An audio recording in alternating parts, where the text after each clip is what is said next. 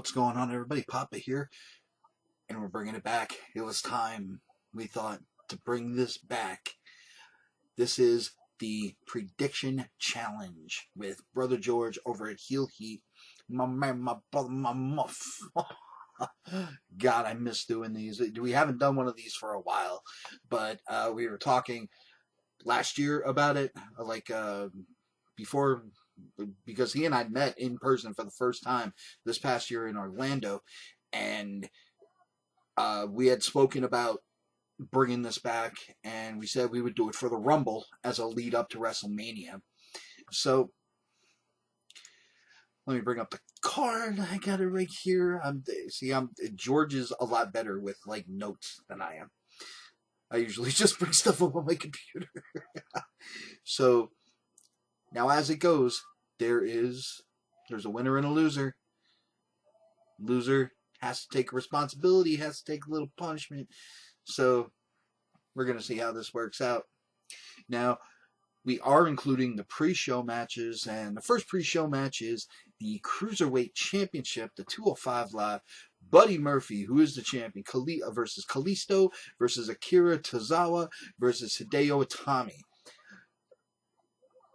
I'm going to be honest, I don't know a whole lot about the Cruiserweight division, but I do know who Hideo Itami is.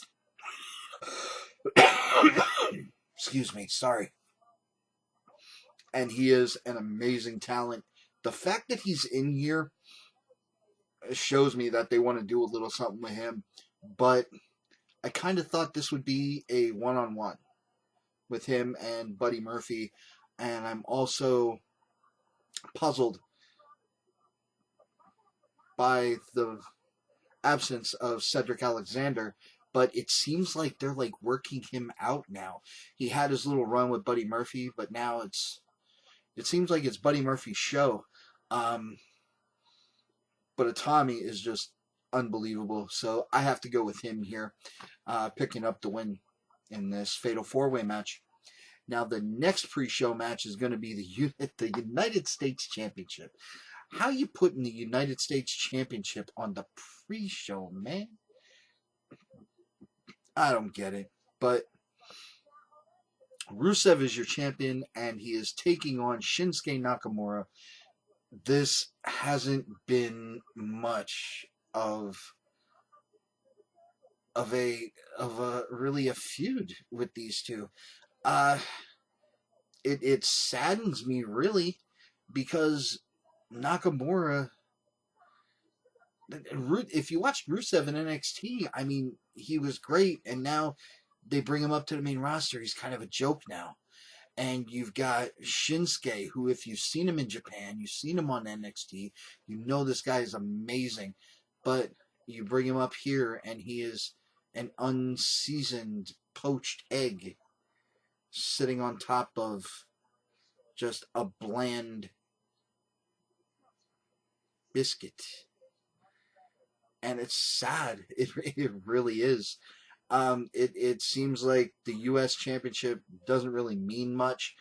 Rusev's had it for a little while now, and I think they're going to play a little of retribution for Rusev getting back at Shinsuke because of this whole thing with Lana getting hurt, even though it was Rusev's fault. But I'm going with Rusev on this one. Because honestly, you can tell they don't really care much about the United States Championship that they're putting it on the pre-show. Well, I could have told you they don't care about the Cruiserweight Championship, but that's not a real big thing. So now we go to the main show, and we're gonna. My prediction is gonna start off with SmackDown Tag Championships, The Bar versus The Miz and Shane. This freaking man boner that Miz has for Shane, it's disturbing. I can't deal with this. I mean, I've never liked the Miz. I always thought the Miz was a joke. Not a good champion.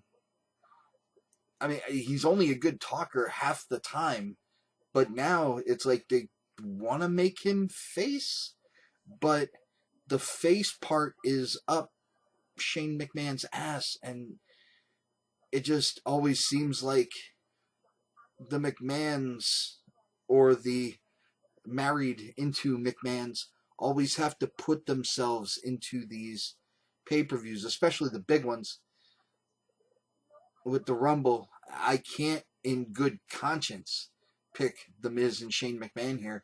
So I've got to go with the bar to retain. And what I think is going to happen here, you're going to have, because it's been too much. It's been too much nice, nice, nice, that I think Shane takes the pin, and this starts the heat between Miz and Shane, and eventually Miz turns on Shane like he turns on everybody. So now we got the SmackDown Women's Championship, our champion Asuka. Asuka. I love Asuka. Against Becky Lynch. This isn't going to be your, straight out women's championship match. Somebody's going to get involved. I don't know if it's going to be Charlotte. I don't know if it's going to be Ronda, but something is going to happen that is going to cost Becky Lynch the match. That's all there is to it. So Asuka retains here. Also, and I'll get into the also after this one, the Raw Women's Championship, Ronda Rousey versus Sasha Banks. Ronda all day. I was watching something on another channel. I don't know if I want to name names, but it is a very popular YouTube channel that says Ronda Rousey will be done after WrestleMania. So I expect this title run to go up to WrestleMania, but at that point it's going to end, which means this thing, this short career that she's had, and this title run, while it's been cute, it's been fun, but she wants to start a family, so she basically she's had her spotlight, and she wants to go. Her and her husband, who you've seen her go to the crowd after her wins before and hug and kiss and be all happy with, they want to start a family, so she's going to be done. But I do think she retains here because Sasha Banks is confirmed for the Royal Rumble. She's already a confirmed entrant. Champions don't go into the Rumble. So, Ronda Rousey on here.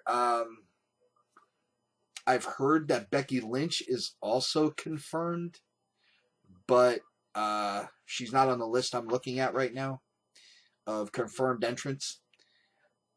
So, we're going to see how that works out. So now on to the WWE Championship. Champion Daniel Bryan takes on the phenomenal AJ Styles. Daniel Bryan is just killing it as a heel right now. I'm a huge Daniel Bryan fan, but he is killing it as a heel right now. I mean, God, I hear him on the mic and I want to hate him. I want to hate him so bad. He is playing this role so good. And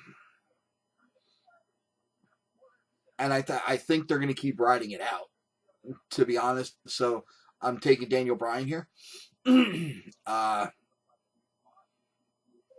AJ Styles, I mean, God, he held the belt for so long. Maybe it's time for him to be that supporting character instead of the lead character. So, but AJ's doing a great job with that too. It's always a good match with him. Even though again, if you've watched him on Impact, if you've watched him on Ring of Honor, if you've watched him in New Japan, they've taken bits and pieces away from him, and it's not the AJ that he used to be. So Daniel Bryan here, picking up the win, retaining. Now, the last singles match, Brock Lesnar, your absentee champion, against Finn Balor.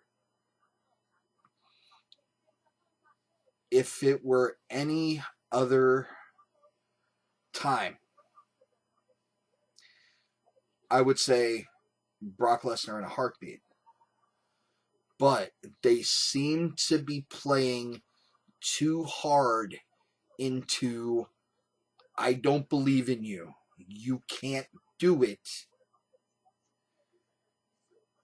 And Finn Balor saying, I'm going to prove you wrong. I mean,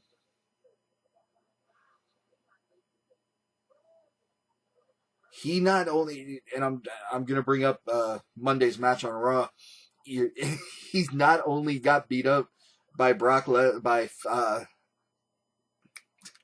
Braun Strowman. I don't know why I couldn't think of his name. By Braun Strowman, he also got beat up by Brock Lesnar outside the ring with the belly to belly overhead, and still, if Brock Lesnar doesn't get involved, he hit the coup de grace, he would have beaten Braun Strowman. But they changed that in there, and of course, Brock Lesnar comes out on top in the end. Brock Lesnar? Did I say Braun Lesnar? Brock Lesnar comes out on top in the end. But, God, and again, I'm a Finn Balor fan. This is not because I'm a Finn Balor fan. It's because I think they're actually going to write it in that he can win this. I mean, he's not going to hold on to it for long. But if some other things that have been floating around come true, this could set up for a huge match at WrestleMania between Finn Balor. I don't even want to say his name. I don't even want to say his name because I can't stand the guy. I freaking hate him. Just because it's John Cena syndrome again with Seth Rollins.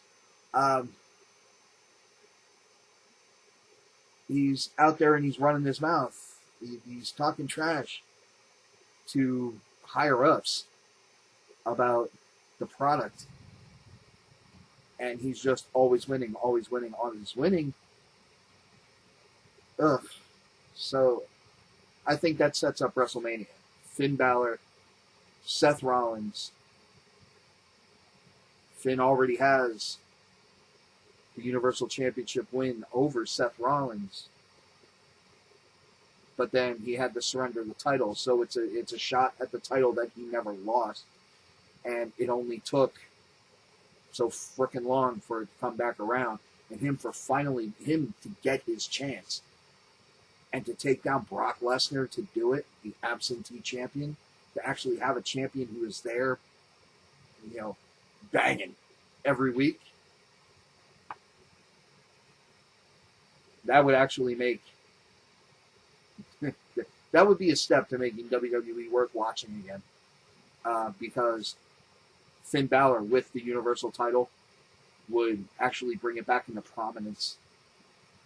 So my pick there is Finn Balor. It's probably the most unpopular pick anywhere, but that's who I'm going with. So now we got the Royal Rumbles. George and I decided to do this thing. We ran it was the same way we did last year. We ran 1 through 30 through a randomizer, got 5 picks each.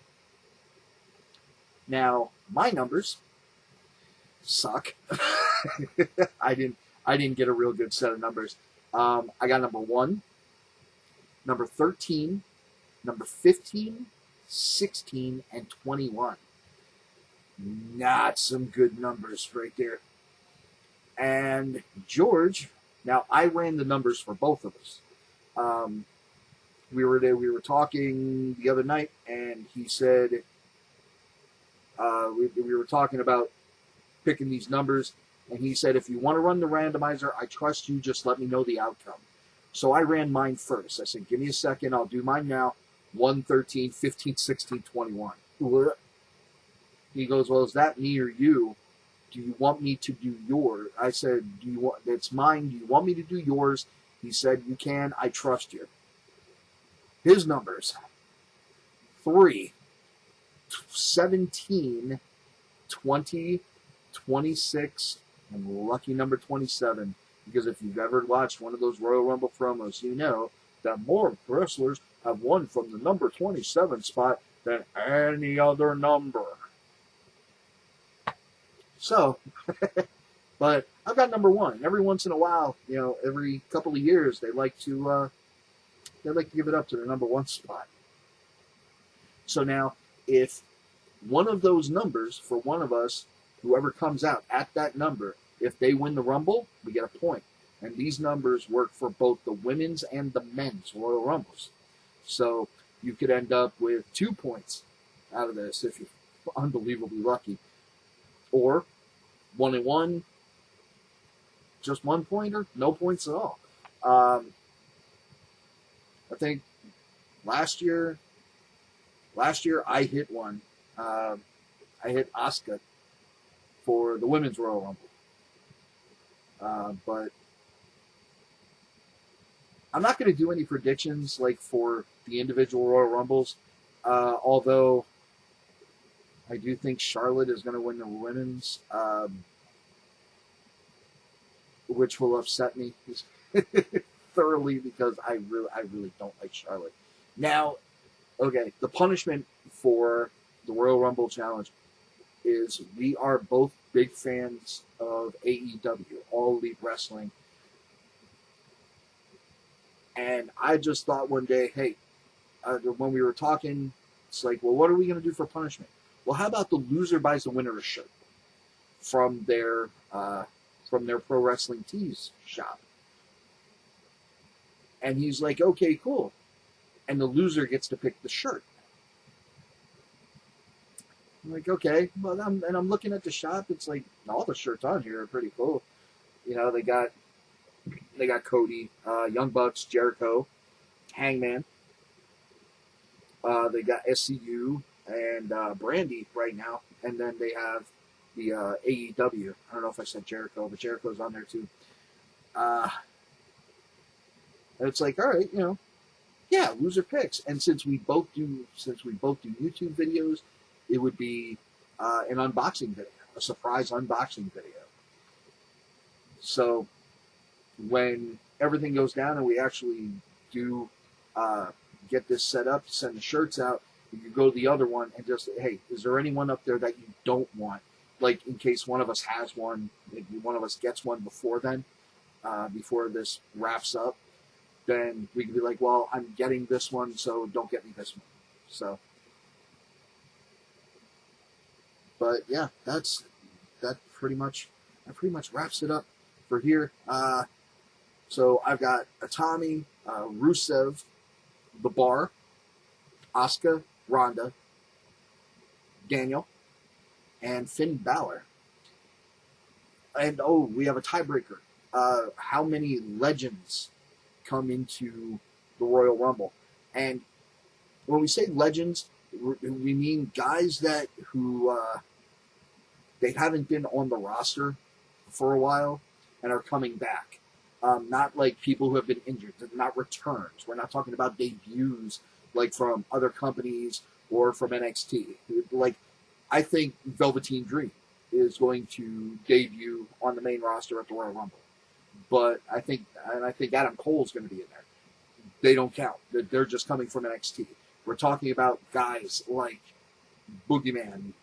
I know I'm basically using the same guys that George had talked about.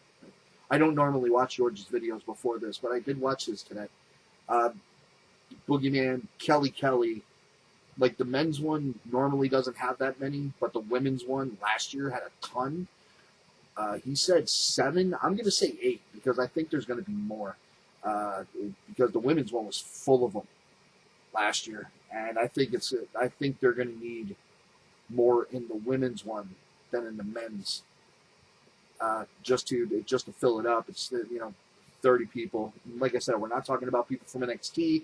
We're not talking about people who are coming over from other companies, like Ring of Honor or Impact or anything like that. Talking about like Molly Holly or Jacqueline, Jazz, those kind of people. Like if Taz shows up, then he counts. But not like WWE just signed Abyss and Sanjay Dutt from Impact, but from what I hear, they're going to be in other like behind the scenes kind of thing. So they shouldn't be involved. But even if they are involved, they don't count because they're not. We're talking about legends from the WWE roster. But all right, now I'm running on for too much. And this video is already taking a long ass time. This video is already 20 minutes long. I gotta edit the crap out of this. But thanks again, everybody, for watching. And this has been Royal Rumble 2019 prediction video against my man, my brother, my mom, George Cole's over at Heat. Good luck, my brother. One of us gonna need it. And like you said, may the best man win. Till next time, peace.